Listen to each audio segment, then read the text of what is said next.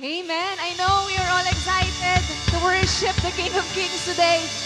Now, get up on your feet, church, and let us begin to declare this song. We believe where the Spirit of the Lord is, there is freedom. We will continue to sing this with full declaration of our faith. Hallelujah. Thank you, God. When we sing, we know where the Spirit of the Lord is. Come on, declare this. We know, living in the freedom. One more time, sing. We know where the Spirit of the Lord is. There is liberty. We're yours, yours is the kingdom. We're yours, yours is the kingdom.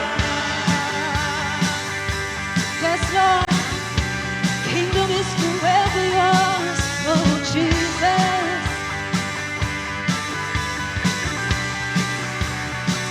You are the fire, you are the fire to the night. You are the flame that runs inside. We need your presence more than anything. You're more than just a song. You're more than just a song to sing. More than words or offerings. We need your presence more than anything. Lord, you're all that we want. 'Cause you're all that we want. You're all that we need. You're all that we want. You're all that we need. We know where the Spirit of the Lord is. There is liberty. We know, living in your freedom. We see your glory. We know where the Spirit of the Lord is. There is liberty. We're yours, yours is the kingdom. Yours is the kingdom. Yours is the kingdom. Yes, Lord. Amen. Amen. Yours is the kingdom. Call us closer to your heart. Call us closer to your heart. Lead us, Lord, to where you are. We need your presence more than anything. 'Cause you're all that we want. 'Cause you're all that we want. You're all that we need. You're all that we want. You're all that we need. We know where the Spirit of the Lord is. There is liberty. And we know, living in your freedom. All we say, we know where the Spirit of the Lord is. There is liberty. And we're yours, yours is the kingdom. We're yours, yours is the kingdom. Yours is the kingdom. Yours is the kingdom. Yes, Lord, yours is the kingdom.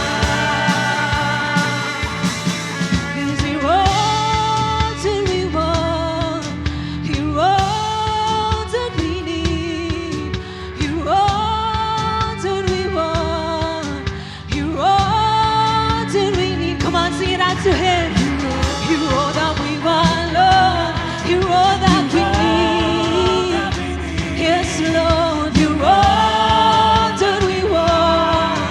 You're all that we need. We know where the Spirit of the Lord is. Yes, Lord, we believe. We know, living in your freedom. Shout it out. Come on. We know where the Spirit of the Lord is. Oh, we believe in your freedom. And we're yours, yours is the kingdom. Come on, shout it out to Him. Hey! We know where the Spirit of the Lord is. Yes, Lord.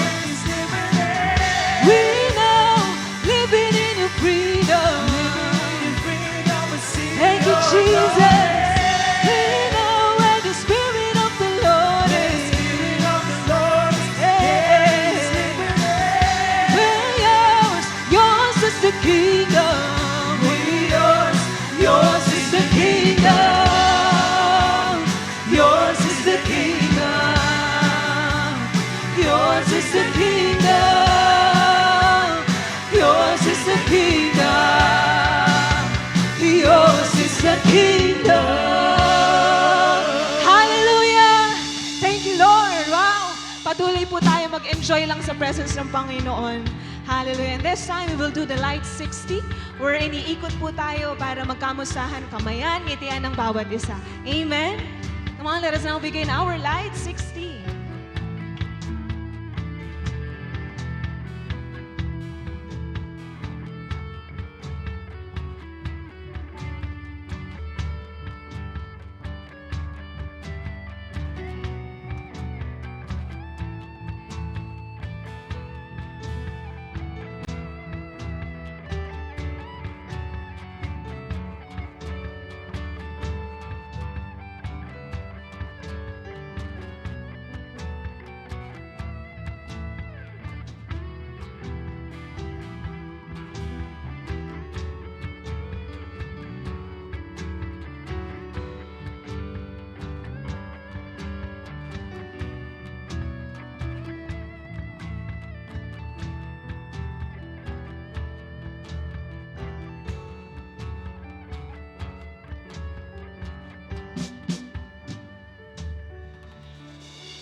Alright, happy first Sunday of July, Light Family. Ayan, makakaupo na po tayong lahat.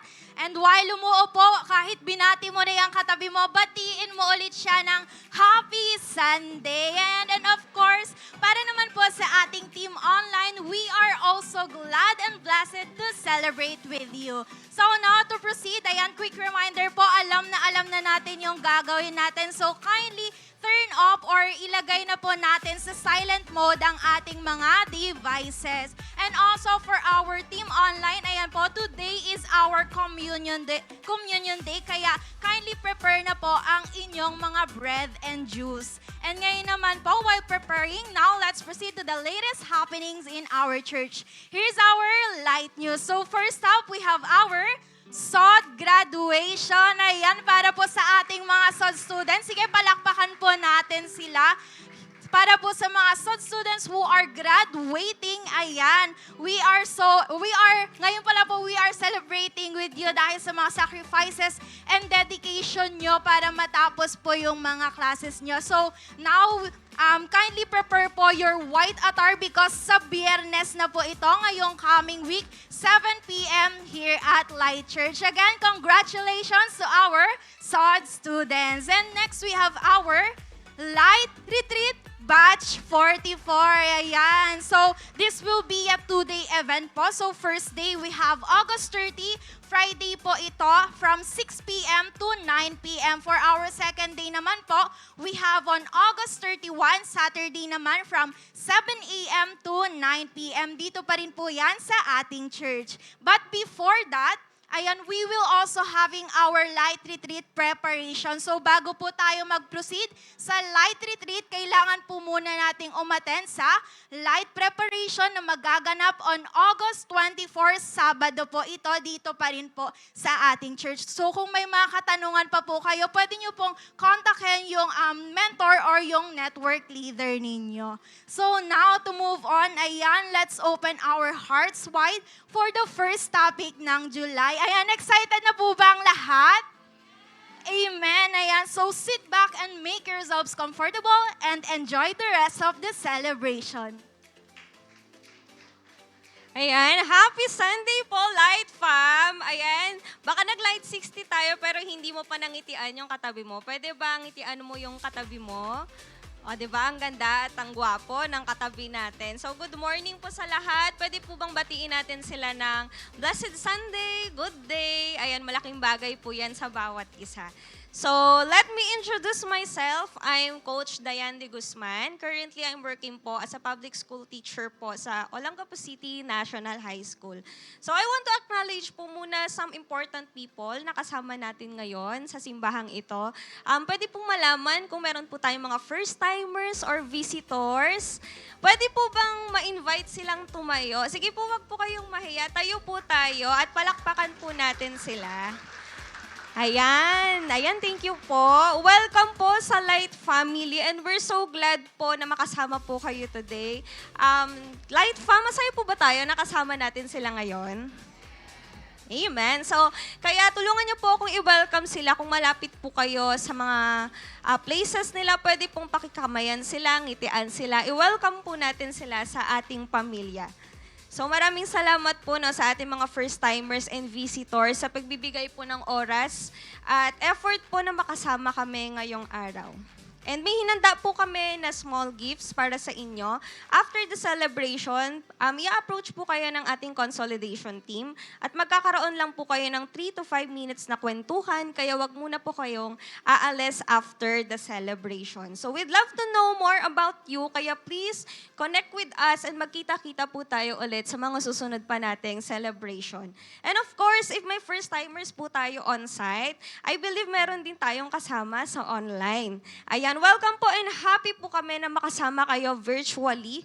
And if you want to be part of our growing family, please type connect po sa ating comment section and our Light Connect team will reach out to you after this celebration. So I hope po magkita-kita po tayo dito on-site mismo sa ating simbahan. Now I know everyone is ready to give and give back to God. I just want to encourage everyone in this verse. So we have Deuteronomy chapter 8, verse 17 to 18. Sabi po dito, you may say to yourself, my power and the strength of my hands have produced this wealth for me. Verse 18, but remember the Lord your God, for it is He who gives you the ability to produce wealth, and so confirms His covenant which He swore to you, to your forefathers as it is today. So, a little background po nung binasa nating verse. Ito po yung time na malapit nang pumasok sa promised land yung mga Israelites.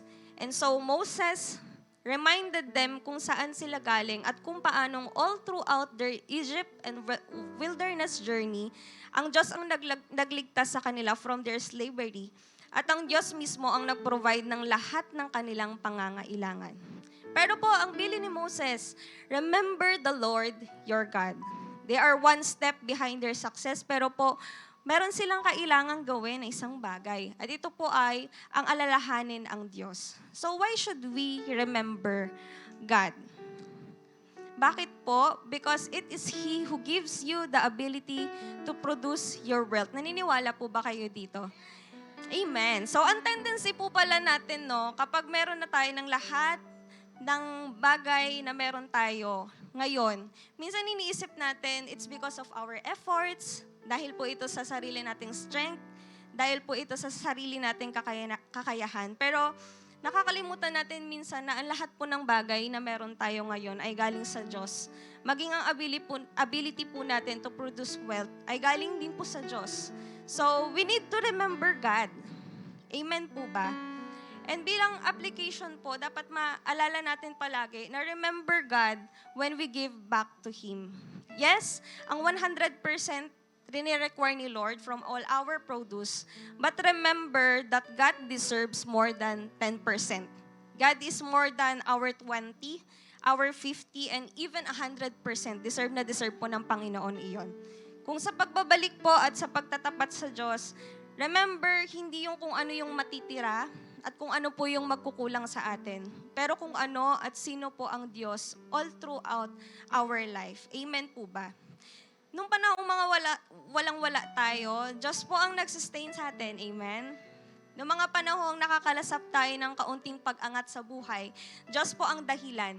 Nung mga panahong nasa tugatog po tayo ng success, Diyos din po ang rason ng lahat. Amen po ba?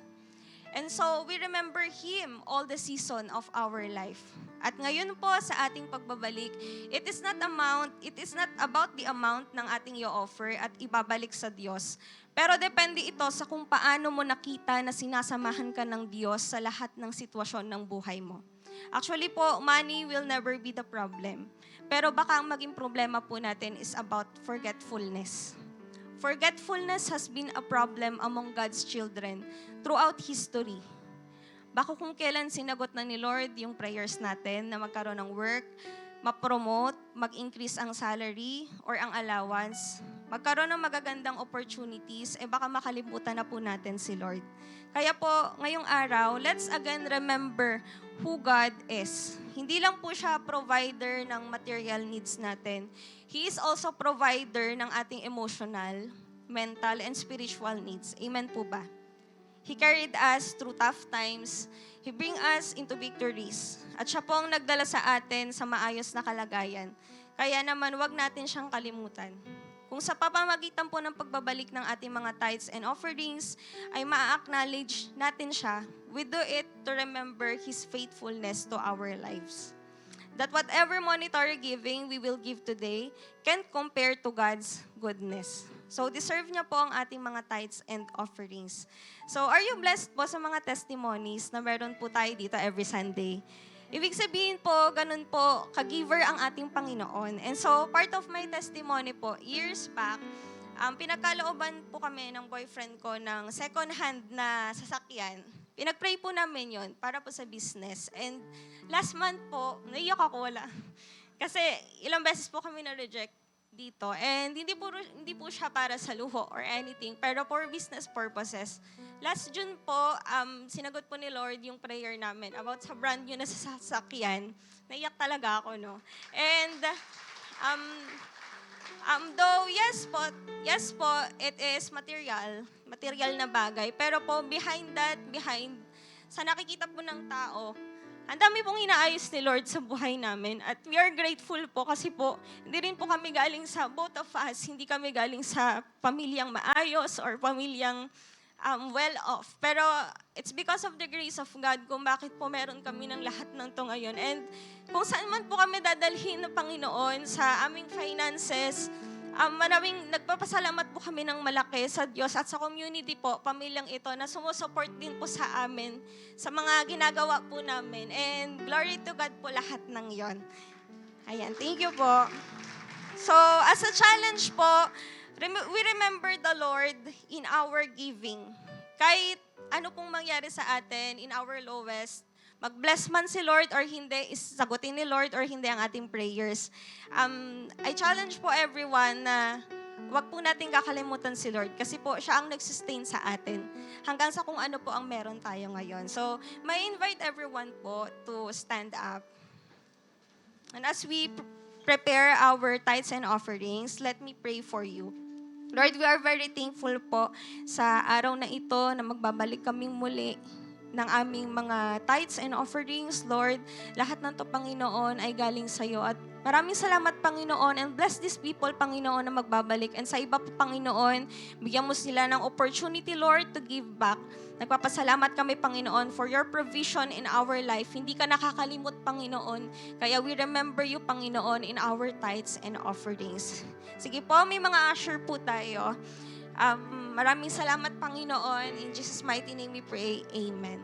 Sige po, may mga ushers po tayo na makikita natin at pwede po natin ibigay yung mga envelopes natin. And naniniwala po ako na may gagawin pa po ang Panginoon.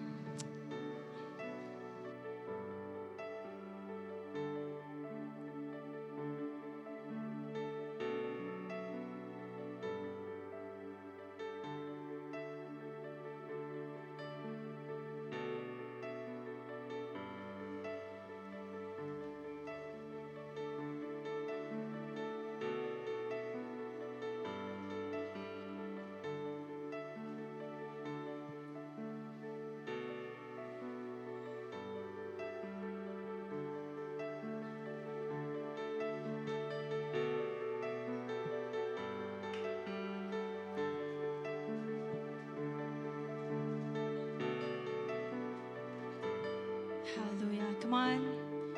Let us lift our hands today as we worship our God. I believe that God will pour out His presence towards you in this place sa mga oras na ito. Come on, receive it. Receive His power. Receive His presence. Hallelujah. Oh God,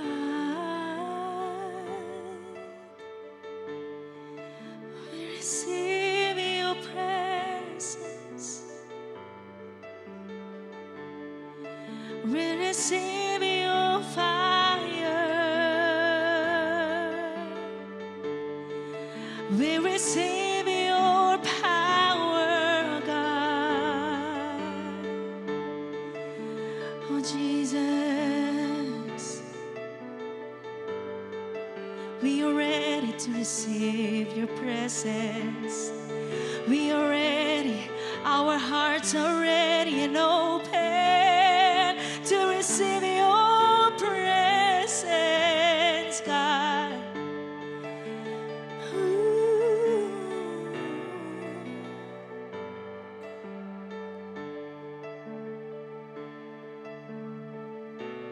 Fullness of eternal promise, staring in your sons and daughters, earth revealing heaven's wonders. Spirit come, Spirit come. What you spoke is now unfolding.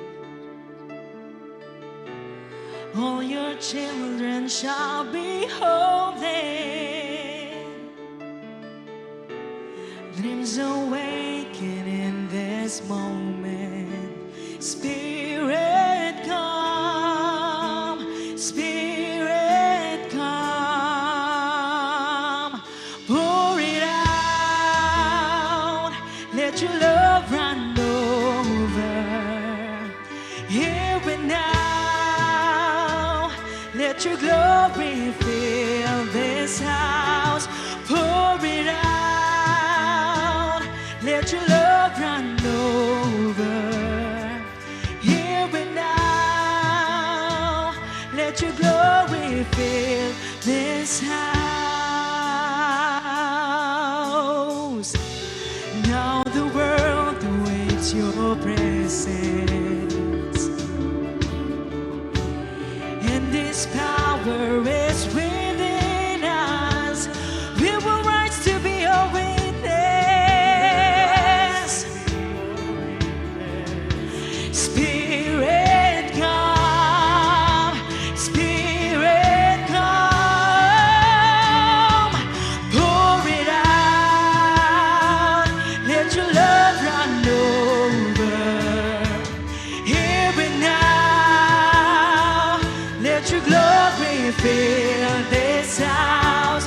Pour it out, let your love run over. Here and now, let your glory fill. Oh, pour it out, let your love run over. Here and now, let your glory fill this house. Pour it out, let your love run over. Here and now, let your glory fill this house. Let your glory fill this house, Lord. Let your power fill this house, Lord.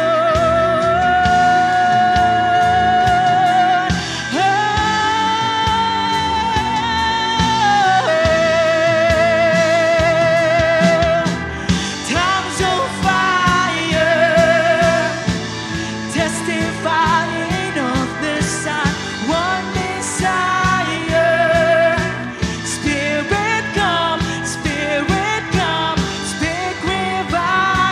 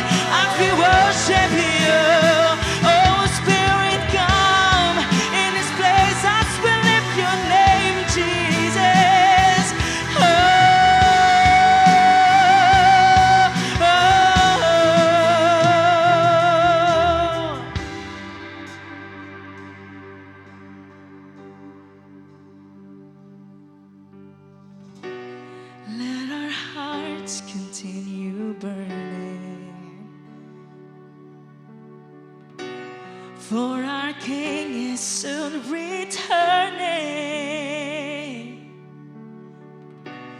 As we hold to this assurance, Spirit come, Spirit come, Spirit come, Spirit come. Pour it out, let your love run over. Here and now, let your glory fill this house. Pour it out, let your love run over. Here and now, let your glory fill this house. Pour it out, let your love run over. Here and now, let your glory fill this house. Pour it out, let your love run over. Here and now, let your glory fill this house. Tongues of fire, testifying of the Son, one desire. Spirit come, Spirit come, Spirit revival. Prophesy like it is done, one desire. Spirit come, come on, declare this song. Tongues of fire, testifying of the Son, one desire. Spirit come, Spirit come, speak revival. Tell it to sound like it is done, one desire. Spirit come, Spirit come,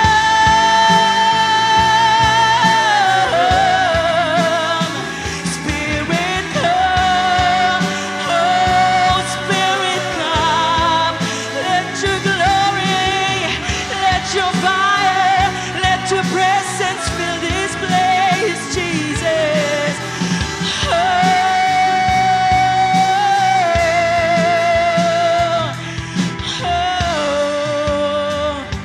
Oh, we lift your name on high, the name above all names, the highest, the greatest. Come on, church, continue to bring him all the glory that he deserves.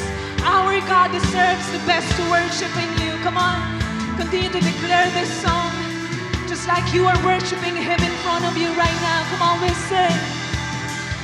Your name is the highest, your name is the greatest, your name stands above them all. Oh, thrones and dominions, all powers and positions, your name, it stands above them all. Your name is the highest. Your name, oh, it is the greatest. Your name, oh, it stands above them all. Oh, thrones and dominions, all powers and positions. Your name stands above them all. And the angels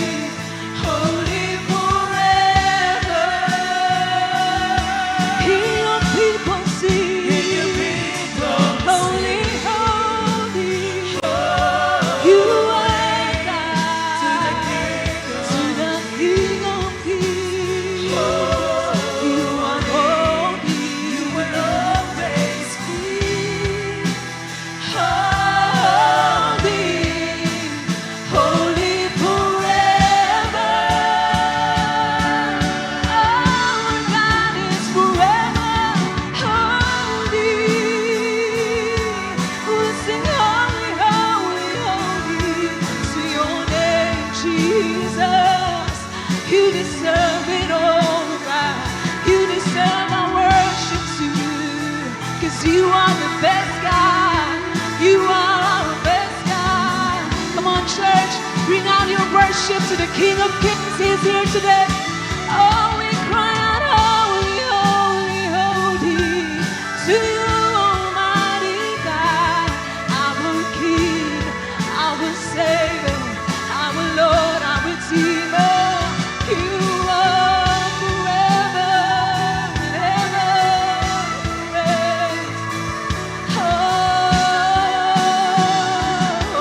your name is the highest. Your name is the highest. Your name is the greatest. Your name it stands above them all thrones and dominions. Nothing can compare to you, God. Oh, your name it stands above them all. Your name is the highest. It is the greatest, and it stands above them all. All power and dominions, all powers and positions. Your name it stands above them all, and the angels cry, holy, all creation cries, holy, you are lifted high, holy, holy forever. God, hear your people sing. Hear your people sing. Holy to the King of Kings. Holy, you will always be.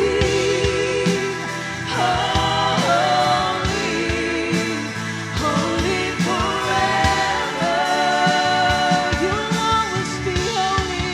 You will always be holy, holy forever. See, you will always be holy. You will always be holy, holy forever. Yes, you will always be holy, holy forever.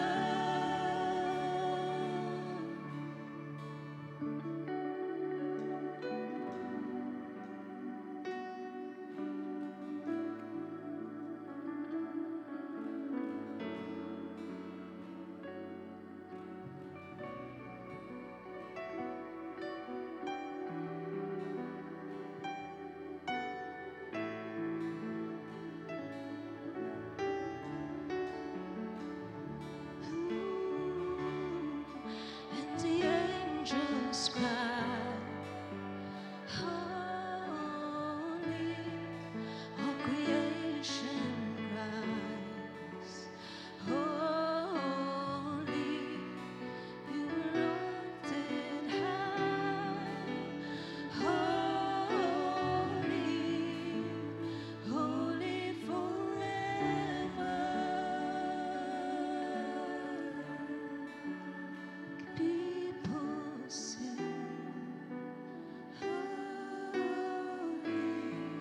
to the King of Kings. Holy, you will always be. Holy, holy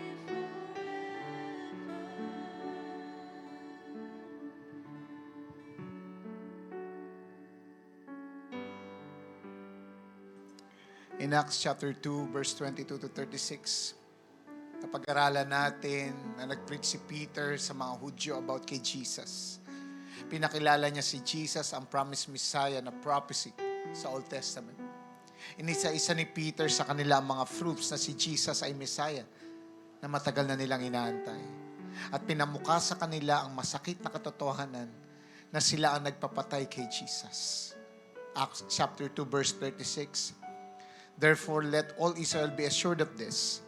God has made this Jesus, whom you crucified, both Lord and Messiah. Na yung ni-reject at pinako nila sa krus ay ang Lord at Messiah. Ang lakas ng loob ni Peter dito, talagang sinabi niya na sila ang nag-crucify sa Messiah. Anong sunod na nangyari? Acts chapter 2 verse 37. When the people heard this, they were cut to the heart and said to Peter and to other apostles. Nagkaroon sila ng katanuso after nilang marinig ng matindi ang pananalita ni Pedro.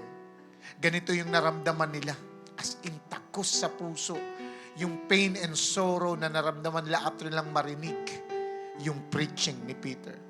The words of Peter penetrated sa matitigas nilang puso to their very core. Sa pangyayaring ito, hindi lang na-open ang kanilang mga puso, kundi pati ang kanilang mga kaisipan.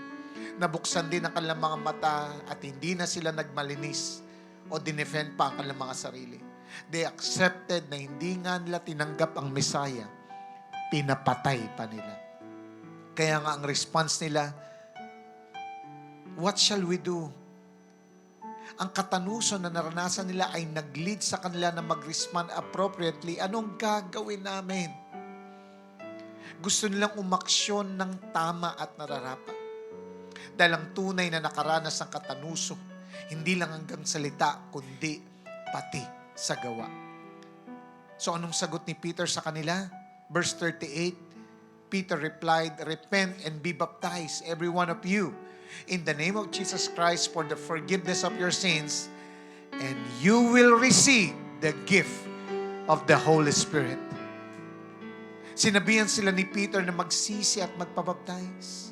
Ibig sabihin, i-immerse ang kanilang sarili kay Jesus sa kanyang kingdom at kalooban. This command conveys a sense of urgency. It calls for an immediate obedience. Na parang sinasabi ni Peter, huwag nyo nang i-delay. Huwag na kayong mag-procrastinate. Just do it now. Repent and be baptized. Ginawa ba nila ito? Verse 41. Those who accepted this message were baptized, and about 3,000 were added to their number that day. Wow! 3,000 na nakaranas sa katanuso at nanampalataya kay Kristo. At hindi lang yan, sa verse 42, they devoted themselves to the apostles' teaching, to the fellowship, to the breaking of bread, and to prayer. Yung katanuso na na-experience sila, hindi lang nag-produce ng action, consistency at commitment, kundi nag-produce din ng masaganang bunga. Dahil later on sa verse 47, and the Lord added to their number daily those who were being saved. Araw-araw may nagiging disipulo si Kristo. Palakpakan natin ang Panginoon. So nakita natin dito na ginamit ng Diyos si Peter to share the gospel to those people. Na talagang napakalakas ng loob ni Peter. Before si Peter, impulsive, ambisyoso, self-assertive. Pero may matindi kasing nangyari sa kanya bago siya nag-preach sa mga Hudyo. He was empowered. Yung dating matatakutin, nagda-doubt, denial king, inconsistent na Peter, napalitan ng confidence, napalitan ng conviction, napalitan ng compassion. Question, ano ba ang nangyari kay Pedro? Ano ba ang sikreto niya? Bakit siya nakapag-preach with confidence and boldness? Ang sagot ay ang banal na Espiritu. He was filled by the Spirit.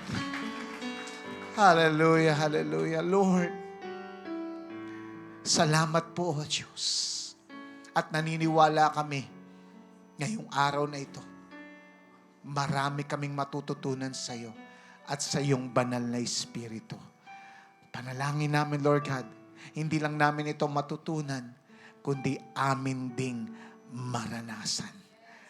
Lord, according sa uhaw, according sa gutom namin, pupuspusin kami ngayon ng iyong banal na Espiritu. Bless your word. In the mighty name of Jesus we pray. Say aloud, Amen. Palakpakan natin ang Diyos. Hallelujah. Let's all be seated. Now the question, who is the Holy Spirit? Sino ba ang banal na Espiritu? Alam niyo po ba na ito'y isang misteryo para sa ibang tao kapag nababanggit ang banal na Espiritu. Partly because hindi talaga naiintindihan ang simpleng konsepto pag sinabing Spirit. Kasi pag sinabi mong Spirit, ibig sabihin, a being without a body, meaning a non-corporeal being. Kung titignan natin sa Bible, ang spirit daw ay pwedeng masama o mabuti. It's either unclean spirit or unclean spirits or Holy Spirit. Kung titignan natin sa Hebrew word, it is ruach. Ibig sabihin, wind, breath, or mind. Pagdating naman sa New Testament sa Greek, the word is pneuma. Ganon din ang idea. Wind, breath, and air. So both words ay nagre-refer sa banal na Espiritu. At ang banal na Espiritu po ay hindi lang siya impersonal force or power, kundi ang Holy Spirit po ay person. John 14 verse 17. The Spirit of truth, the word cannot accept Him because it neither sees Him nor knows Him, but you know Him, and He lives with you. Hindi naman po ginamit ay it, kundi Him. Ibig sabihin, pagpapakita ito na ang banal na Espiritu ay person. Natutuwa, nasasaktan. Kung paano ang isang person ay may emotion, ganon din ang banal na Espiritu. Siya ay person. Acts chapter 5, 3-4, the context of this is that si Ananias ay nagbigay ng hindi tama na halaga na dapat ay para sa Diyos. Kaya sabi dito, Ananias, how is it that Satan has so filled with your heart that you have lied to the Holy Spirit? Nagsinungaling ka sa banal na Espiritu. You have not lied just to human beings, ang sabi, but to God. Ibig sabihin, the Holy Spirit, He is divine. Siya ay Diyos. The Holy Spirit is the third person in the triune God. God the Father, God the Son, and God the Holy Spirit. Siya ay distinct person na different from either the God the Father and God the Son. At ang katotohanan na ito ay talagang itinatag na ng ating mga church fathers and theologians as biblical and foundation creeds bilang mga Kristiyano. At ito nga, nababasahin ko, ay isa sa nilalaman ng Nicene Creed patungkol sa Banal na Espiritu. This is it. And we believe in the Holy Spirit, the Lord and giver of life, who proceeds from the Father, who with the Father and the Son together is worshipped and glorified, who is spoke by the prophets. An excerpt from the Nicene Creed. So, ibig sabihin, tayong mga Kristiyano naniniwala sa salita ng Diyos, yan ang ating foundation. God the Father, God the Son, God the Holy Spirit, isang Diyos, pero tatlo in person. Kaya nga kung ang banal na Espiritu ay Diyos, lumalabas na present siya nung simulang-simula pa. Tingnan natin sa Holy Spirit sa Old Testament. Genesis chapter 1, 1-2. Ang sabi, in the beginning, sabi ganon, in the beginning, God created the heavens and the earth. Verse 2, now the earth was formless and empty, darkness was over the surface of the deep, and the Spirit of God, ayun, was, hovering over the waters. So the Holy Spirit is there at the very beginning. Ang sabi na si Holy Spirit daw ay hovering. When you say hovering, moving over the waters. Bakit nandun si Holy Spirit? Nagsuswimming siya? No. Ibig sabihin, kaya nandun siya hovering and moving over the waters, ibig sabihin may creation na mangyayari. Paano ko nasabi? Psalm 104 verse 30. When you send your spirit, they are created and you renewed the face of the ground. So lumalabas, kasama ang banal na Espiritu sa panahon na kinikreate ang lahat ng ito. The Holy Spirit ay active in many ways sa Old Testament. Pero, hindi siya nagdudwell sa lahat ng tao. Dumarating o nagpi-fill lang siya sa mga specific na tao for a special service. May mga piling example po tayo dito na pinuspos ng Banal na Espiritu. Number 1, si Bezalel. Pinuspos ng Banal na Espiritu para mag-develop at gumawa ng artistic design para sa tabernacle. Sinasabi yan sa Exodus 31 verse 2 and 35 verse 31. Sino pa? Si Moses at yung 70 elders. Ang context kasi nito na overburden si Moses sa paglilid sa mga Israelites. Marami sa kanila sa panahon na yun, nagpasaway talaga mga Israelites that time. Nangailangan tuloy si Moses na makakasama para tulungan siya to carry the load in leading. Ang banal na Espiritu ang sikreto ni Moses. Kaya meron siyang kakayang mag-lead. Meron siyang relationship sa Diyos. Kaya meron siyang ability na mag-lead sa kanila. Kaya nga nangyari, sabi ni God, na-overburden ka, okay. Numbers 11:16 to 17 and verse 25. Ang sabi, the Lord said to Moses, bring me 70 of Israel elders. Okay? I will come down, verse 17, I will come down and speak with you there, and I will take some of the power of the Spirit that is in you and put it to them. Negets po natin? So then the Lord came down in the cloud and spoke with him, and he took some of the power of the Spirit na kay Moses at dinala doon sa 70 elders. Hindi tinanggal ang banal na Espiritu, pero kumuha sa kanya. Yan ang sabi ng verse. When the Spirit rested on them, they prophesied. So the 70 elders received some of the Spirit of God na kay Moses para ano? Kasi yun ang kailangan nila. Ang pangyarihan ng banal na Espiritu to lead God's people and administer justice. Tuloy tayo.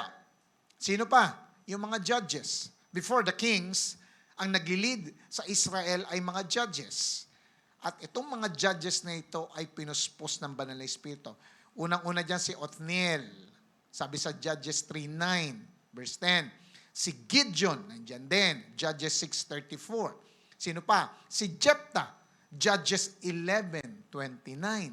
Sino pa? Si Samson, Judges 13:24 to 25. So makikita natin na itong mga tao na ito na pinag-lead ng Diyos sa Israelites, hindi sila makakapag-lead without the Holy Spirit. So sila ay mga piling tao, pinili ng Diyos na mga tao to lead yung kanyang bayan. So after ng mga judges, pumasok ang mga kings. Unang-una, si Saul. Si Saul ang unang naging hari ng Israel. 1 Samuel 10:6, 9 hanggang 10. The Spirit of the Lord will come powerfully upon you, sabi ni Samuel kay Saul. And you will prophesy with them and you will be changed into a different person. As Saul turned to leave Samuel, God changed Saul's heart. Binago daw ng Diyos. And all these signs were fulfilled that day. Kaya nga, the Spirit of God came powerfully upon Saul. Ang ginawa ng Holy Spirit, para makapag-lead talaga siya, talagang binago muna siya ng Diyos. Nung pumasok ang banal na Espiritu, na-change ang kanyang buhay. Kasi magli-lead siya, okay? Para i-deliver ang Israel. 1 Samuel 11:6, when Saul heard their words, the Spirit of God came powerfully upon him. So naging hari siya for a long time dahil sa pagli-lead dahil sa filled sa kanya ng banal na Espiritu. Kaya siya nakapag-lead. Pero nakakalungkot, gradually, itong si King Saul, gradually, huminto ng dumipende kay God. Unti-unti. Di naman siya biglang bumagsak sa kasalanan, pero yung mga simpleng disobedience ang nagdala sa kanya para mawala kay Lord. Unti-unti nang hindi na pumupunta ng templo, hindi na nananalangin, hindi na nakikipag-commune kay God. Unti-unti. Ganun pala, no? Ang pagkawala sa Panginoon, unti-unti. Isang Sunday, wala ka na. Susunod, 2 Sunday, wala na. 3 Sunday, wala na. 4 na Sunday, wala na. Una, mawawala ng devotion. Pangalawang araw, wala na rin. Hanggang 1 buwan na. Hanggang 1 taon na. Ayun na, dumiretso na. Unti-unti, nawala ang pagdepende niya sa Diyos. At hindi na siya sumusunod sa Diyos, nabuhay na siya sa disobedience. Of course, kapag wala sa iyo, pag wala ka kay Lord, hindi mo na napapakinggan ang words ng Lord sa iyo, na lumalabas na yun sa iyong mga desisyon, lumalabas na yun sa iyong pag-uugali. Nakagawa siya ng mga bagay na ayaw ni Lord. Kaya nga dumating ang judgment sa kanya through Samuel again. Si Samuel ang nag-anoint sa kanya, ginamit ng Lord. Si Samuel din ang nagbibigay ng judgment sa kanya na pinapasabi ng Lord sa kanya. 1 Samuel 13-14. Ang sabi niya, "You have done foolish thing. You have not kept the command the Lord your God gave you." Okay? But now, verse 14, "Your kingdom will not endure." Tapos na ang iyong kingdom. Kasi naghanap si Lord ng isang tao after His own heart. At hindi mo yun nangyari. Hindi nangyari sa yun. Hindi mo inalagaan ang aking command. Ano nangyari sa kanya? Iniwan na siya ng banal na Espiritu according sa 1 Samuel 16:14. Now, the Spirit of the Lord had departed from Saul. Umalis na ang banal na Espiritu sa kanya. Pero may matinding nangyari. Na wala ang banal na Espiritu, ang pumalit, masamang Espiritu. Now, the Spirit of the Lord had departed from Saul, and an evil spirit from the Lord tormented him. Wow, meron palang evil spirit si Lord. Pasok tayo sa theology. Si Satanas, hindi yan manggugulo sa buhay natin unless payagan yan ng Diyos. Nagtatanong muna siya, "Lord, pwede bang pakipitik ko lang yan?" "Pitikin ko lang." Ganon ang demonyo. Pag hindi pinayagan ni Lord, wala magagawa ang demonyo. Pag pinayagan niya ni Lord, ibig sabihin may reason ng Lord ba't niya pinayagan. At dito, pinayagan niya. Mas makapangyarihan ng Diyos kay Satanas, kaya dito, hinayaan ng Diyos. Sige. Ganun lang yon. Black is black, white is white. Pag ayaw mo si Holy Spirit, ibang spirit ang papasok at mag-influence sa'yo. That's it. Parang kinabahan yung katabi mo. So after Samuel, dito pumasok si David. 1 Samuel 16:12-13. So he sent from him, ito na. Dumating na siya. Sabi sa verse 10, "The Lord said to Samuel, Rise and anoint him. This is the one." So Samuel took the horn of oil and anointed him in the presence of his brothers, and from that day, David, the Spirit of the Lord came powerfully upon David. Grabe. Nung napuspos ng banal na Espiritu itong si David, naging masunurin lalo itong si King David sa Diyos. Nagiging masunurin ka, lalo kitang sasamahan, sabi ng banal na Espiritu. Kaya sinaman siya ng banal na Espiritu, ilid ang Israel. Naging malago ang kanyang relasyon sa Diyos. Namuhay talaga si King David. Namuhay talaga si Holy Spirit sa kanya. And he became the man after God's own heart. Kaya nga, nung nagkasala si David concerning Bathsheba and Uriah, pambira, talagang nag-plead siya kay God at nagmakaawa. Kasi alam niya yung nangyari kay King Saul eh. Iniwan ng banal na Espiritu. Kaya sabi niya sa Psalm 51 verse 11, "Do not cast me from your presence or take your Holy Spirit from me." Huwag mo tatanggalin sa akin ang banal na Espiritu. Why? Dahil para kay David, wala na ang kwenta ang buhay niya kung wala ang Diyos. Wala nang kwenta ang buhay niya kung mawawala pa ang banal na Espiritu. Next, mga prophets. Itong mga prophets ito, nag-prophesy when the Spirit of God comes upon them. Why they need to prophesy? Kasi compared ngayon, noon wala pang Bible. Tayo may Bible na ngayon eh. Narinig na natin, nababasa natin, napag-aaral natin ang Word of God. That time wala pa. So, kailangan itong mga prophets na ito mag-prophesy, magsalita ang Diyos sa kanila para magbigay sa mga Israelites ng direction ng Diyos. So, kailangan talagang puspusin ng banal na Espiritu kasi itong mga tao na ito, para ilabas nila yung Word of God na sinasabi ng Diyos sa kanila. Sino itong mga prophets na ito? For example, diyan sa 2 Chronicles, sila Azariah, okay, si Jahasiel, sino pa? Si Zechariah, at kung sino-sino pa mga prophets that time sa Old Testament. So, ibig sabihin, the Spirit is with Israel. Ang presence niya ay sumasa kanila. As indicated na meron silang Holy of Holies, Tabernacle, Ark of the Covenant, pati yung pillar of cloud by day and pillar of fire by night, okay? At kasama nila yung mga spirit-filled leaders. Kaya nga, pinapakita dito, but again, the Spirit, okay, is not in all the people as individuals. Dahil sa Old Testament era, again, nagpupuspos lang si Holy Spirit sa mga pinili niyang tao para ma-empower sila to do God's work at para makilala ang Diyos intimately. So, ganyan sa Old Testament. Question, sa New Testament kaya, sa panahon ni Jesus, nasan si Holy Spirit? The Holy Spirit in the time of Jesus. Dito pa lang, sa bago pa lang siya ipanganak, nandun na ang banal na Espiritu. Actually, may prophecy sa Old Testament that the Holy Spirit will come upon the promised Messiah, na descendant ni Jesse, na tatay ni King David. Isaiah 11 verse 1 to 2. A shoot will come up from the stump of Jesse, from his roots a branch will bear fruit. The Spirit of the Lord will rest on him, the Spirit of wisdom and of understanding, the Spirit of counsel and of power, the Spirit of knowledge and the fear of the Lord. So pinapakita na yung prophecy na yung Messiah na yan, pupunuin siya ng banal na Espiritu. Sinabi din ni Isaiah yan. Okay? That God will put His Spirit upon the suffering servant na walang iba kundi si Jesus. Isaiah 42 verse 1. I will put my Spirit on Him. Kinausap din ni Angel Gabriel si Mary, isang virgin na magiging nanay ng coming Messiah.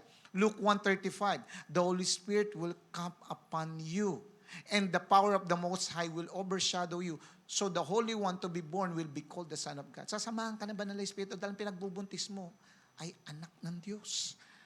At pinapanaginip din to kay Jose, na tatay yung tatay ng coming Messiah. Matthew 1:20, what is conceived in her is from the Holy Spirit. Makikita natin dito na talagang pinapakita, yan yung lalabas. Pupunuin ng banal na Espiritu. Fast forward. Nung lumaki na si Jesus, pumunta siya sa Nazareth. Sabbath day sa synagogue. Binasa niya yung scroll. And it so happened, yung scroll na yun na binasa niya ay yung Old Testament book na ni Isaiah, ni Prophet Isaiah. Luke 4:18 to 21. The Spirit of the Lord is on me, because He has anointed me to proclaim the good news to the poor. He has sent me to proclaim freedom from the prisoners and recovery of the sight of the blind, to set the oppressed free, to proclaim the year of the Lord's favor. Tapos, niroll niya na yung scroll, binigay na dun sa attendant, tingin ng lahat sa kanyang mga tao, at sabi niya, today, etong binasa kong ito ay na-fulfill sa inyong pakikinig. So lumalabas mismo sa bibig ni Jesus, siya ang tinutukoy ng propesiya, siya ang Messiah. So sa pagkapanganak pa lang hanggang sa kanyang paglaki, sinasamahan siya ng banal na Espiritu. Sa ministry niya kaya, sinamahan ba siya ni Holy Spirit? In the ministry of Jesus, alam niyo ba na si Holy Spirit ang source ng power ni Jesus nung siya'y nagkataong tao? Listen, this is theological. Kinig tayo. Na si Holy Spirit ang source ng power ni Jesus nung siya'y nagkatawang tao dito sa lupa. Dahil yun ang plano ni God the Father, na magre-rely lang si Jesus sa Ama. Tignan mo, sabi niya sa John 5:19. I tell you the truth, sabi ni Jesus. The Son can do nothing by Himself. He can do only what He sees His Father is doing. Because whatever the Father does, the Son also does. That verse, it indicates how dependent si Jesus kay God the Father sa panahon ng kanyang pagkakataong tao. At yung pagdedepende niya, ito ay voluntary submission sa plano ng Ama. It is a voluntary na pagsasubmit at paghahumble. Kaya nga sinabihan siya ni Paul sa Philippians 2:5-7, Christ Jesus, who being in a very nature God, did not consider equality to God something to be used on His own advantage. Rather, He made Himself nothing by taking the very nature of a servant. Sumunod, nag-submit sa plano ng Ama. Teka muna, parang, kala ko ba, Pastor, Trinity, Blessed Trinity, Triune God, pero parang, hindi equal. Parang si Jesus, parang sabi, servant. Kala ko ba equal sila? Yan ang patama ng mga hindi Trinitarian. At kailangan natin ito maintindihan. Listen. Trinity sila. Godhead. This is theological. Yes, Trinity sila. Ontological equality, but economic subordination. Ano ibig sabihin nito? Equal in being, but subordinate in role. Ano ibig sabihin? Si God the Father, ang planner. Si God the Son, ang nagkatawang tao para i-execute ang plan. At si God the Holy Spirit, ang helper para mangyari ang plan. United sila para isave yung katabi mo. Ibig sabihin, bago ka palang ipanganak, pinag-isipan na ng Godhead, paano ba natin ililigtas to? Amen? Palakpakan naman natin si Lord. Amen? So lumalabas na si Jesus, nung siya'y nagkatawang tao, ay hindi nag-operate sa kanyang own inherent will and power. Pwede niya namang gawin, kumilos ayon sa kanyang kapangyarihan, pero nag-submit siya sa plano. Ulitin ko, kaya niyang gawin yon. Dahil kumuha lang naman siya ng isang attribute ng pagiging tao, hindi naman nawala ang kanyang pagiging Diyos eh. Pwede niyang gawin, pero naging submissive siya sa plano ng Ama. Kaya nga, nagawa ni Jesus ang mga himala by the power of the Spirit. Yung mga gumaling ay sa kapangyarihan ng Banal na Espiritu. Na ito'y pagtuturo rin niya sa mga disciples na humingi ng direction at dependence sa Diyos through the power of the Holy Spirit na talagang sasamahan sila ng Banal na Espiritu. Pinakita niya, nagkatawang tao ko. Ibig sabihin, magagawa niyo rin kung ano yung nagagawa ko sa kapangyarihan ng Banal na Espiritu.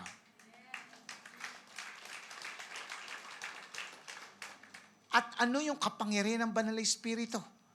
It is limitless. John 3:34. For the one whom God has sent speaks the words of God. For God gives the Spirit without limit. So si Jesus ay nag-operate at nagministeryo sa kapangyarihan ng Banal na Espiritu. Pinakita talaga yan. Luke 3:22. Luke 4 verse 1. Luke 4, okay? 14, Luke 10:21. Pagpapakita to na si Jesus is filled with the Spirit sa panahon ng kanyang ministeryo. Pinakita dito na napaka-clear. Kasama ni Jesus ang kapangyarihan ng Banal na Espiritu sa kanyang pagmiministeryo hanggang sa natayo ang kanyang simbahan. The Holy Spirit in the establishment of the church. Again, according sa prophecy, mararanasan lahat ng mga may malalim at pagkakilala sa pananampalataya sa Diyos ang kapuspusan ng kapangyarihan ng Banal na Espiritu. Mind you, kanina, sinabi ko sa Old Testament, ang Holy Spirit, namimili. Ito, pupuspusin ko. Yan. Ito, medyo may may problema pa to. Ito, yan, pupuspusin ko. Ito, hindi ko alam kung akin to o sa kabila pa. Mga ganon. Pero, sa panahon ng New Testament, okay, according sa prophecy, yung mga may malalalim na pagkakilala, pananampalataya, at pagmamahal sa Diyos, ang pupuspusin at pwede nang maranasan ang kapangyarihan ng Banal na Espiritu. Saan yan sinabi? Acts chapter 2, verse 16 to 18. This is what was spoken by the prophet Joel. In the last days, God says, I will pour out my Spirit on all people. Your sons and daughters will prophesy. Your young men will see visions. Your old men will dream dreams. Even on my servants, both men and women, I will pour out my Spirit in those days and they will prophesy. Wow! May mga naririnig tayo na sect na, oy, bawal magsalita at mag-preach ang mga babae. Of course, may sinabi si Paul talaga doon. Sa isang church na may problema yung mga babae. Pero hindi yun universal. Bakit? Dahil dito sa verse na to. Ano sabi? Ano ba sabi? I will pour out my Spirit on all people. Your sons only will prophesy. Diba? Sabi? Your sons only. Your sons only ba? Your sons and daughters. Ano pa? Even on my servants, only men, I will pour out my Spirit in those days. Sabi, only men ba? Men and women. So lumalabas, hindi pwedeng lalaki lang ang nagsasalita ng salita ng Diyos. Kaya wag po tayong maniniwala, bawal ang mga pastora. Sinasabi ng Biblia, tatapon natin tong verse na to. Amen? Ang hindi lang pwedeng magsalita ng salita ng Diyos ay yung hindi puspos ng Banal na Espiritu. Palakpakan natin si Lord. Amen. Sinabi din yan sa prophet Ezekiel 36:25-27. I will put my Spirit within you. I will give you a new heart. Ibig sabihin, babaguhin muna talaga yung puso. And a new spirit I will put within you. Kaya may kilos din ng Banal na Espiritu na inaayos muna yung puso, aayusin muna yung buhay para maging clean vessel, para maging daluyan ng salita ng Diyos para marinig na maraming tao. At itong mga fulfillment ng promises na ito, ang pinaalala ni Jesus sa kanyang mga disciples, that Jesus promises the outpouring of the Holy Spirit to them. Matthew 3:11, He will baptize you with the Holy Spirit and with fire. Si Jesus to. Mark 1:8, He will baptize you with the Holy Spirit. Luke 3:16, He will baptize you with the Holy Spirit and with fire. John 1:33, He who will baptize you with the Holy Spirit. You know, what is remarkable here? The four gospel writers, sinasabi nila mismo, si Jesus, ibabaptize kayo ng Holy Spirit. Ibig sabihin, tatagan nyo na ang theology, 4 na gospel writers na nagsalita, na si Jesus, ibabaptize tayo ng Banal na Espiritu. Palapakan natin si Lord. Amen. May matinding ma-experience at mararanasan dahil sa Banal na Espiritu. The word is baptize. In Greek is baptizo, ibig sabihin to immerse. The metaphor is the ideas of being clothed and having the Spirit come upon or one. Ibig sabihin, ilulubog, pupunuin, okay, dadamitan, pupuspusin, filled by the Holy Spirit. At mangyayari ito shortly after Jesus' resurrection. Luke 24:49. Clothed with the power from high. Acts 1:45. Ang sabi, Luke 24 verse 49. Sabi ni Jesus, I'm going to send you what my Father has promised. Huwag muna kayong alis ng city hanggat hindi kayo kinuklot ng power from high. That is the empowerment of the Spirit. Acts chapter 1:45. Habang kumakain sila, Di ba? Ang sabi ni Jesus, nag-resurrect na siya dito Okay? Dito ko natin napansin, nag-resurrect na siya dito pero kumakain si Jesus. So parang dito ako nagkakaroon ng theology.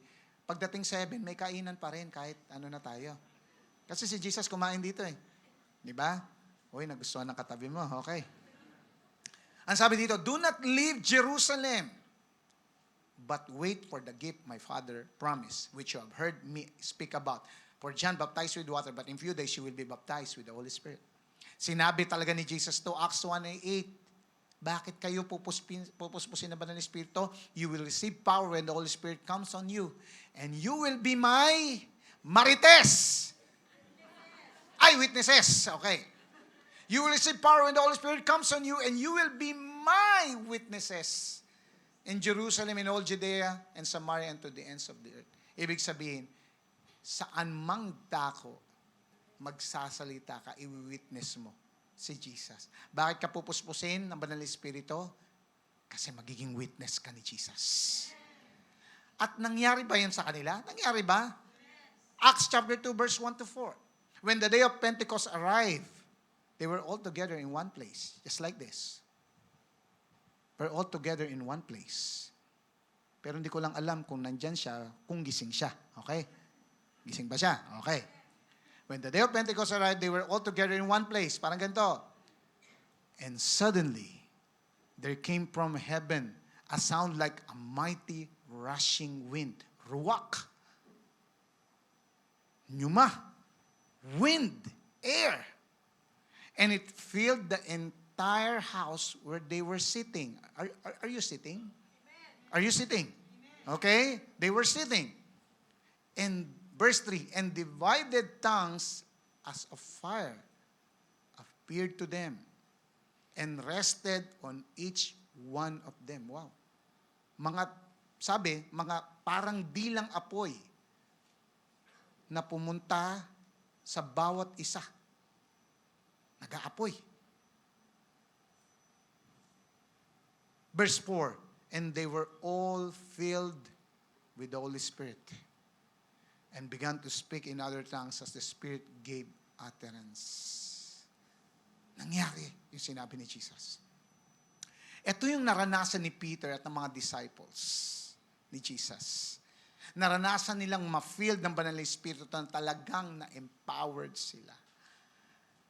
Kaya mapapansin mo, ganun na lang yung kanilang commitment, ganun na lang ang kanilang confidence, ganun na lang kanilang conviction, ganun na lang ang kanilang compassion at consistency sa paggawa ng will ng Diyos.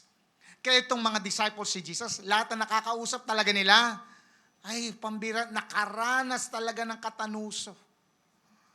Yung iba sumunod, yung iba hindi, pero lahat sila nakaranas ng katanuso at pagbabago dahil sa salita ng Diyos. Ibig sabihin, kinailangan talaga, just a thought, pwede namang pumunta na sila sa iba't ibang lugar, mag-preach, pero sabi ni Jesus, kayo pa mama ko. Wala nakakaintindi. Nagtatangs na po ako. Huwag muna kayong aalis sa Jerusalem. Kasi bago kayo gamitin, pupuspusin ko muna kayo. Ibig sabihin, they need the empowerment of the Spirit. They need to have a change of heart. Dito natin mapapansin, dito natin makikita, ang kilos ng Banal na Espiritu, nagpupuspos. Kung kailangan kanyang pupuspusin kanya. May kilos ang Banal na Espiritu na dumarating sa time, kailangan niya munang i-change ang iyong puso. Baka masyado nang matigas, baka kailangang ayusin. May kilos ang Banal na Espiritu na kailangang inaayos ang iyong kaisipan. Inaayos niya ang iyong kaisipan pagdating sa mga bagay-bagay na makita mo na bilang mananampalataya ni Jesus, dapat hindi mo na ginagawa. May mga bagay na pinapakita sa iyong Holy Spirit na, anak, hindi ka na nababagay dyan. Dito ka na. May mga pagkataon na kilos ng Banal na Espiritu na pinapakita sa atin, anak. Kung ayaw mo ng Holy Spirit, ibang Spirit ang mag-iimpluwensya sa iyo. Question. Pag ayaw nyo kay Holy Spirit, ibang Spirit ang lalapit sa inyo.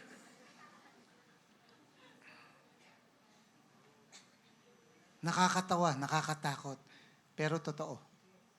Kapag wala ang banal na Espiritu, kung ano-anong Espiritu nag-iimpluwensya sa atin. Tama o tama? Sabi ko sa inyo, tama eh. At naniniwala ako sa mga oras na ito. May kilos ang banal na Espiritu sa bawat isa sa atin. Basta ipakita mo kay Lord, ano ang kalagayan ng iyong puso. Kasi dito maraming natutunan.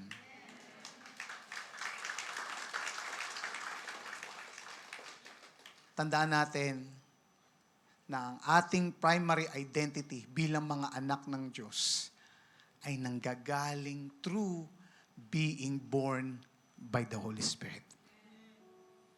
Kaya nga tayo tinatawag nilang born again. Pinanganak na muli, ibig sabihin, nung tinanggap natin si Jesus bilang Lord and Savior, doon natin naging tatay ang Diyos, the spirit of adoption, that we can call Him Abba, Father. Pinanganak tayong muli. Born from above. Born by the Spirit. So kung paano napuspos si Jesus ang banal na Espiritong siya ay nagkatawang tao, ang atin ding nagiging pattern kung paano rin tayo pupunuin ni Holy Spirit para magawa natin ang kalooban ng Ama. Na bilang mga mananampalataya, mag-ooperate tayo hindi sa sarili nating galing, hindi sa sarili nating talino, hindi sa sarili nating mga achievements, kundi sa kapangyarihan ng banal na Espiritu sa ating pag-serve at pag-ministry.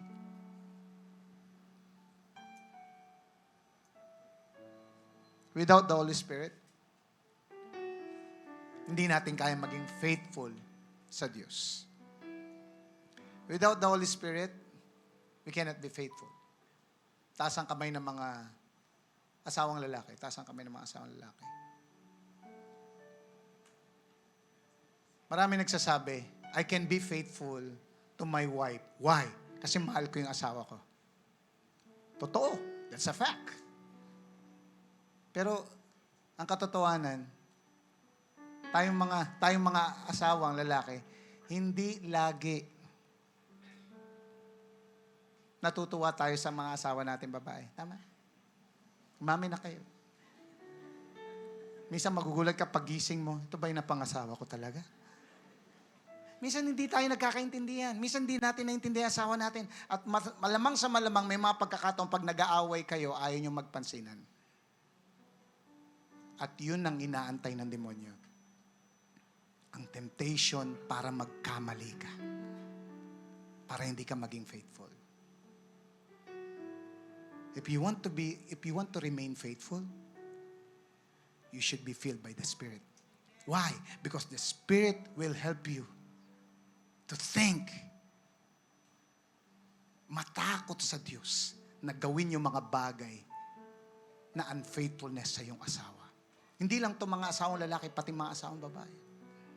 You cannot be faithful to your relationships without the Holy Spirit. Mga nagtatrabaho dito, it's hard for you to think or to choose partners in your business because it takes a lot of decision. Kung sa sarili mo lang, hindi mo makikita kung sino yung mga dapang partneran sa business.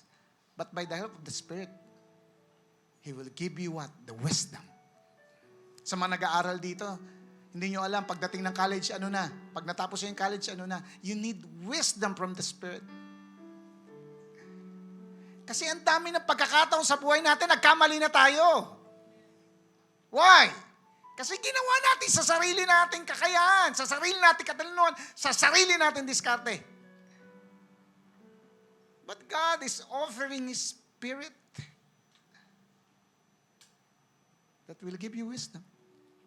Dami mo ng pagkakamali sa buhay. Huwag mo nang dagdagan. Dami mo nang iniyak sa iyong buhay. Huwag mo nang dagdagan. You need the Spirit. And not just the Spirit. You need to be filled by the Spirit. Palakpakan mo si Lord. Na kung si Jesus ay nagpakumbaba, dumepende sa Ama at sa kapangyarihan ng Banal na Espiritu, kaya nakagawa siya ng mga himala. Yun din ang ating maging example. Walang imposible sa Diyos. Kaya tayo pupuspusin ng Banal na Espiritu to be a witness. Pero bago ka maging witness, hayaan mo munang baguhin ka ng Banal na Espiritu. Hayaan mo munang baguhin ka ng Diyos. Hayaan mo munang allow ka ng Holy Spirit na mahalin mo si Lord. Kasi yun naman lagi ang sinasabi ni Holy Spirit. Mahalin mo si Jesus. Mahalin mo ang Diyos. Ayusin mo yung buhay mo. Hindi 2, 5 ang buhay mo. Isa lang. Gamitin mo na para sa Kanya. The Holy Spirit is telling you every day, you worship Jesus. You worship your God. Be blameless. Live a holy life. Yun naman lagi niya sinasabi. And if we keep on blocking those words of the Spirit, it's hard for us to be penetrated by the Spirit. Na ang pamumuhay sa will at presensya ng Diyos ay patunay na tayo ay pinupuspos ng Banal na Espiritu. So what is your decision today? For me, wala tayong ibang gagawin kundi laging magpapuspos sa Banal na Espiritu. Hindi yung napuspos ka ngayon, bukas balik ka na ulit. No. It should be every day in our lives. In our prayer time, in our quiet time, in our devotion time. Let the Spirit flow in your life. So what's our application? Stay consistently filled with the Spirit. Anong gagawin mo sa plancha na hindi umiinit? Anong gagawin mo sa heater na hindi umiinit? Anong gagawin mo sa microwave oven na hindi umiinit? Ibig sabihin, nagpaka-Kristiyano ka na rin lang, lubos-lubusin mo na. Dahil ayaw ni Lord ng lukewarm. Ayaw ni Lord ng, hindi mo alam, ano ka ba? Malamig o mainit. He's about to spit you out of His mouth, sabi ni Jesus. Kasi gusto ni Lord nag-aapoy ka. Gusto niya nag-aapoy ka sa Kanya. Gusto niya na-feel ka ng Banal na Espiritu. At naniniwala ako sa mga oras na ito, according to your desire, it will be done unto you. According sa gutom mo, pupusugin ka niya. According sa uhaw mo, pupunuin ka niya. Anong gusto mo? Puspusin ng Banal na Espiritu o impluensya ng Espiritu na galing sa Diyos? It's your call. Tatayo po tayong lahat.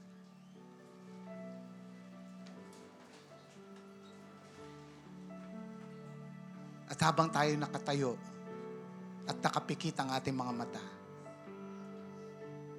maraming tao gustong papuspos ng Banal na Espiritu, pero bakit hindi napupuspos-puspos? Why? Una, walang maliwanag na relasyon kay Jesus. Punong-puno ng doubt, punong-puno ng unbelief. Ayaw sumunod sa will ng Diyos. At walang paggalang sa Diyos. Ayaw isuko ang kasalanan sa Diyos. Ayaw isuko ang mga impurities, mga unconfessed sins. Ayaw patawarin yung mga tao nagkasala sa Kanya. Nandun pa rin sa kanyang pride, nandun pa rin sa unforgiveness. Kapatid, hanggat nagmamalaki ka sa Diyos, you will not be influenced by Spirit. You will be influenced by this world. But God is telling you, anak, may namimiss ka. Namimiss mo yung helper. That is the Holy Spirit. Kapatid, we need to accept na tayo ay makasalanan. hanggat hindi mo inaamin na may sakit ka, hindi ka gagaling. Hanggat hindi ka na-aware na may pangangailangan ka, hindi ka bibigyan. Hanggat hindi mo sinasabi, Lord, punuin mo ko kasi dry na ako. Punuin mo ko kasi tuyot na yung spiritual life ko. Hanggat hindi mo aaminin na kailangan mo siya, you will never be filled. Pero kung sinasabi mo sa mga oras na ito, Lord, kailangan kita. Raise up those hands. You need to accept na makasalanan ka. You need to accept na may karamdaman ka. Then begin to repent. Maghingi ng kapatawaran. Lord, patawarin mo po kami. Forgive us from all the doubts, from all the unforgiveness, for all those sins. Nagkasala ako, makasalanan ako. And after that, tanggapin mo si Jesus bilang Panginoon at tagapagligtas. Mapuno ka ng pag-ibig at pananampalataya sa Kanya. Jesus, punuin mo ang buhay ko. Pumasok ka sa buhay ko bilang Panginoon at tagapagligtas. Ikaw ang maghari. Ikaw ang pumuno ng buhay ko. Kapatid, kapag ginawa mo to, magugulat ka na lang. May ginagawa na sa iyo ang banal na Espiritu. Come on, raise up those hands. According sa gutom mo, doon ka bubusogin ng Espiritu. Again, according sa uhaw mo, doon ka pupunuin at pipil ng banal na Espiritu. Hallelujah. Oh! Raise up those hands. You say to God, fill me up. You pray, Lord, fill me up. Fill me up. Hallelujah. Fill me up. Oh, come on, get ready. Get ready. Get ready. Hallelujah, hallelujah, hallelujah.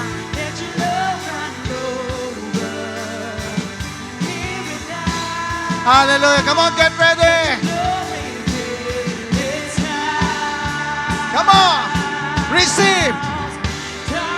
Hallelujah.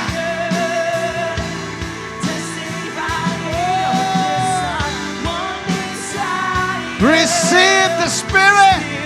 Receive the outpouring of the Spirit. Oh. Hallelujah.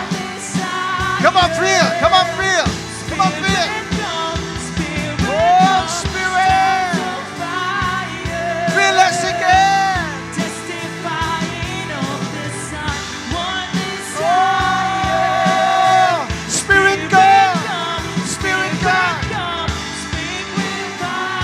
Oh, hallelujah. Oh, oh.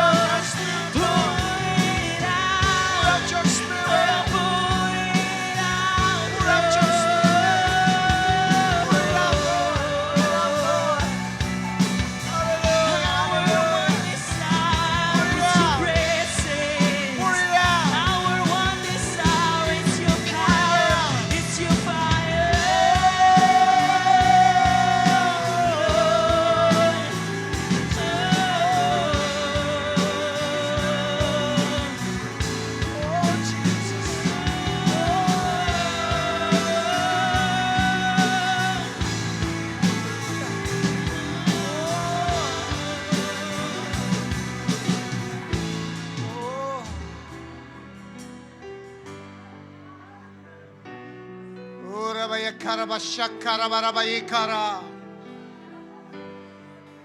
Urabaraba shikara barabaya kara shikara baba baba.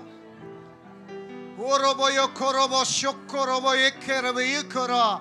Urabaya karabashakara baba yaka. Urabaya korobo baba yekara shikara baba baba.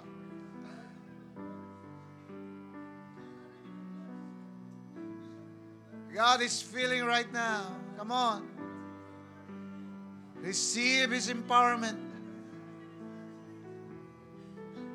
According to your faith, it will be done unto you. Come on. Hallelujah. Hallelujah. According to your faith, it will be done. Ora baya karaba shakara barabaya karaba baraba shakara. Ora baya karaba boyo koraba boyo koraba bobo. Ora boyo koraba shakara boyo koraba bobo. Ora boyo koraba boyo koraba yaka. Ora boyo koraba shakara boyo koraba. Ora boyo koraba bobo bobo bobo bobo bobo. Ora boyo koraba shakara baba baba. Come on. In the Spirit of the Lord there is freedom. Hallelujah, hallelujah. Ora boyo koraba shakara baba baba. There is fullness of joy. Hallelujah, hallelujah. There is peace. Hallelujah. There's a change of hearts right now.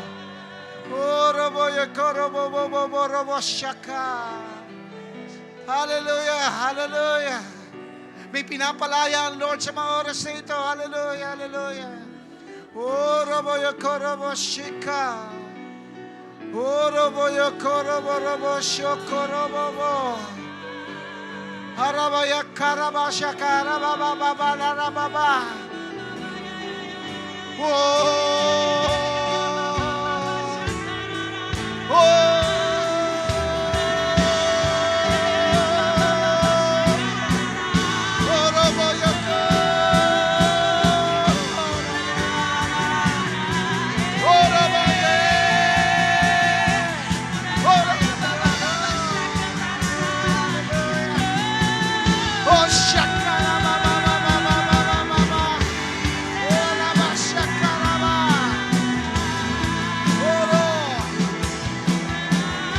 Hallelujah. Tongues of fire. Tongues of fire. Tongues of fire, testifying of this one desire. Spirit come, speak revival. Prophesy.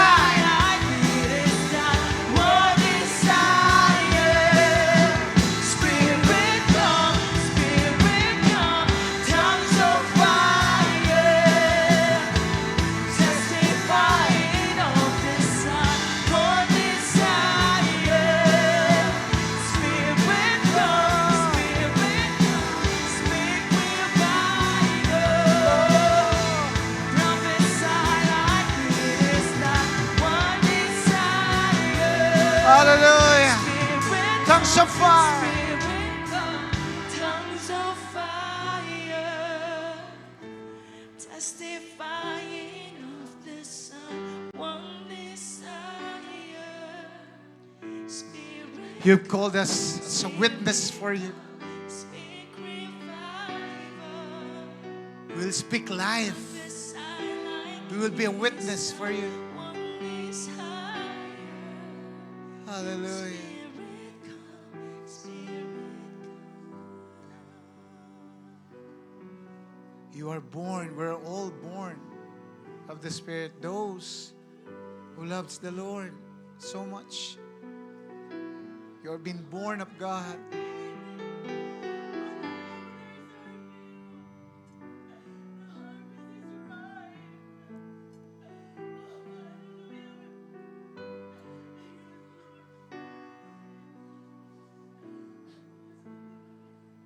Hallelujah, hallelujah.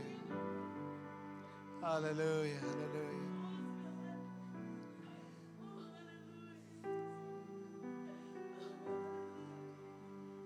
Hallelujah, hallelujah.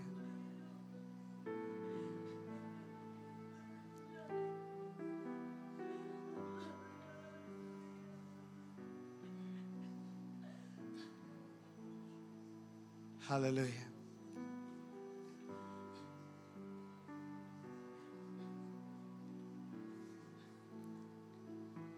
As we welcome the communion,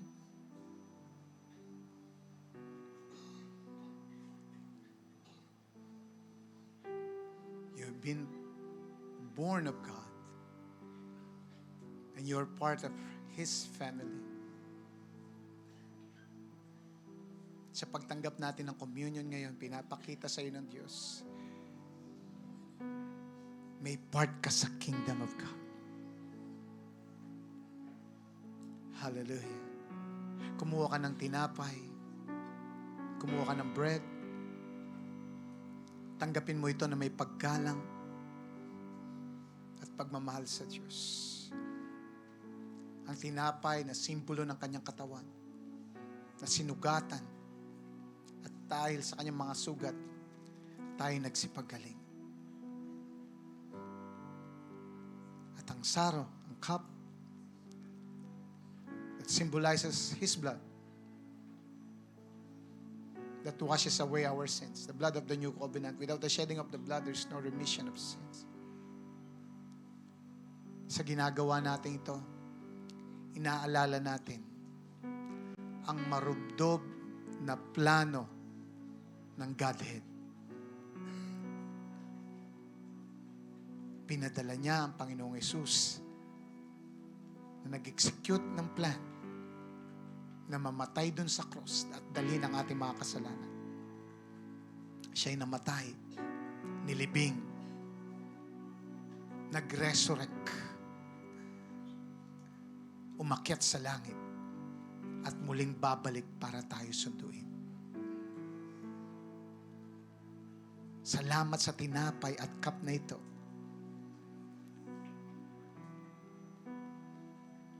We do this in remembrance of you, our God. Salamat, Lord. We thank you. Can we partake? Kainin natin ng tinapay?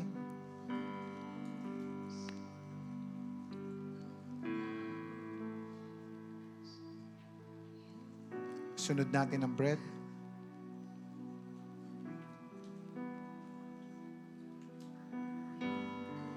Hallelujah. Taas natin ating mga kamay. Pasalamatan natin si Lord. For He is holy. He is holy. Hallelujah.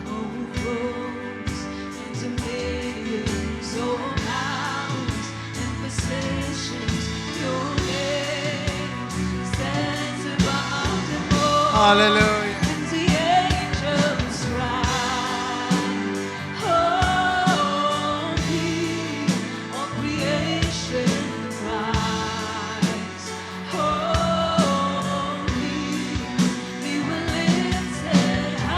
Hallelujah. You're holy forever.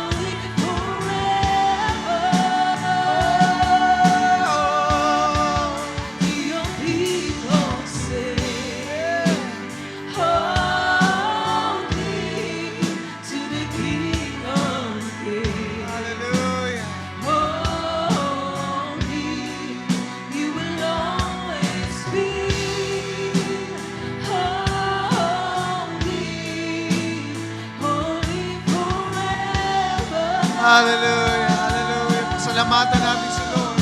You will always be holy, holy forever. You will always be holy, holy forever. Hallelujah. Palakpakan natin si Lord. Yung palakpak na para sa Panginoon. Hallelujah, hallelujah.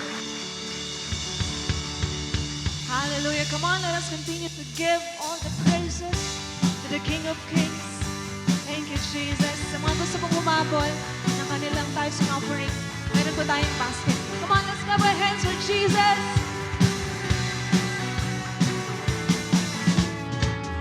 You are the fire through the night. You are the flame that burns inside. We need your presence more than anything. You're more than just a song to sing, more than words and offering. We need your presence more than anything. Come on, let's sing. You're all that we want, 'cause you're all that we want. You're all that we need. You're all that we want. You're all that we need. We know when the Spirit of the Lord is, every liberty in His presence. We know living in your freedom. Let's get this set. We know when the Spirit of the Lord is, yes, Jesus. We're yours, yours is the kingdom. Yours is the kingdom. Yours is the kingdom. Yes, Lord. Yours is the kingdom. Come on, shout it out. Yours is the kingdom. Yours is the kingdom. Hallelujah. Taas natin ating kamay sa Panginoon. Lord, salamat po, Diyos. Sa ginawa mo ngayong araw na ito sa amin.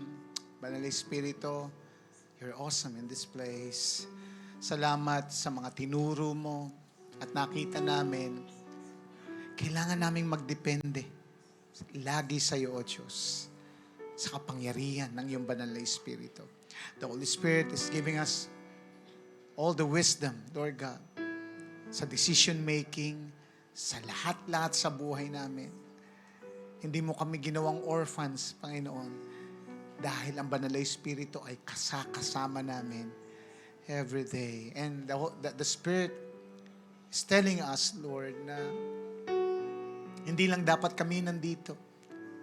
That next Sunday, our families, our loved ones, mga tao na nakakalubilo namin, they need to be here. Marinig ang mensahe ng salita ng Diyos. Lord, patuloy mo nga, Banal na Espiritu, samahan yung aming mga pamilya, aming mga nag-aaral, mga nagtatrabaho, nagbi-business, yung mga kanilang careers, Panginoon. Let your protection be upon us. At Lord God, naniniwala ako, gagawin mo kaming witness saan man kami mapunta. Lord, tulungan mo kami na lagi kami maging excited sa aming devotions, sa aming quiet time. I-delight namin yung sarili namin lagi sa'yo at mawalan kami ng gana sa ino-offer ng mundo. Salamat, O Diyos. Ingatan mo kami sa aming pag-uwi. Hallelujah. Receive the blessings from the Lord. The Lord bless you. The Lord keep you. Make His face shine upon you and be gracious to you. The Lord turn His face towards you and give you peace. Lord, sa iyo po ang papuri at pasalamat. All glory belongs to you in Jesus' name. Amen. Magkamayan po tayo. See you next Sunday. God bless us all.